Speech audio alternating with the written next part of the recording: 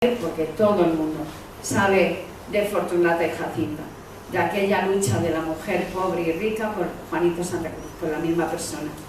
Y como vivís en Madrid, sabéis que por estos barrios hay muchas anotaciones en portales, en casas, sobre que allí vivió Fortunata. Vamos, yo he dicho antes que Galdós conoció a muchos personajes de los que hablan, pero pudieron existir, ¿por qué no?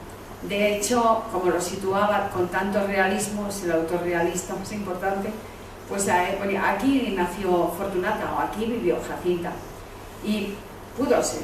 Bueno, en la obra la hemos visto en televisión, seguramente, fijaros, 5 DVDs, con lo cual la obra es muy larga, y a lo mejor a Galdós, como le pasó a Clarín, se le habría reconocido solo por esa obra, porque es muy buena, y lo sabéis, pero siguió escribiendo, escribió mucho.